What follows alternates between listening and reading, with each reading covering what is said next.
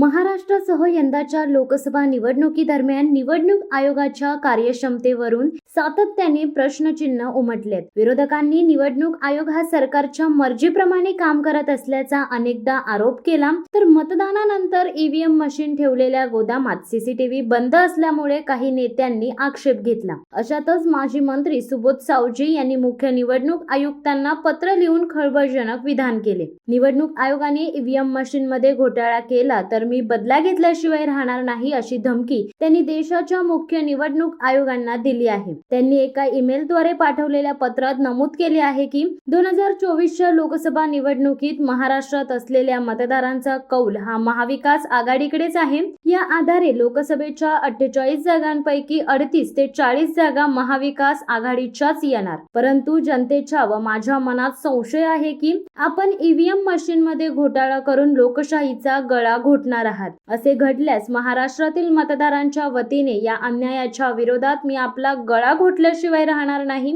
असे देखील त्यांनी म्हटले आहे। माझे वय सध्या 80 वर्षाचे आहे असून सुद्धा 10 किंवा 20 वर्षात जगायचे आहे। माझ्या डोळ्यात देखत महाराष्ट्रातील करोडो मतदारांचा लोकशाही पद्धतीने वापरलेल्या मतदारांच्या अधिकाराचा आपण उघड खून करणार असाल, मुर्दा पाडणार असाल, तर मी या मतदारांच्या हक्काच्या सन्मानार्थ आपला मुर्दा पाडेल। लोकशाहीच्या इतिहासात मी माझे नाव अजरामर करेल असे नमूद केले आहे। यापूर्वी देखील सुबोध सावजी यांनी संभाजी भिडे यांच्या आक्षेपार्ह विधानावरून राज्यभर पेटलेल्या आंदोलनानंतर भिडेंना अटक करा नाहीतर मी त्यांचा खून करेन असे विधान केले होते। तसेच बुलढाणा जिल्हा परिषदेतील भ्रष्टाचारावर कारवाई न झाल्यास अशा लोकांची हत्या करेन असा खळबळजनक इशारा देखील सुबोध सावजी यांनी दिला होता। राम कदम यांची जीप छाटून आणणाऱ्याला 5 लाखाचे बक्षीस देखील त्यांनी जाहीर केले होते।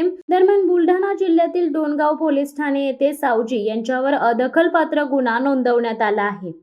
शिवसत्ता टाइम्स न्यूज ब्युरो बुलढाणा। दे धडक बेधडक वृत्त देणाऱ्या आपल्या शिवसत्ता टाइम्स न्यूज चॅनलला लाल बटन दाबून सबस्क्राईब करा आणि बेल आयकॉनला क्लिक करायला विसरू नका।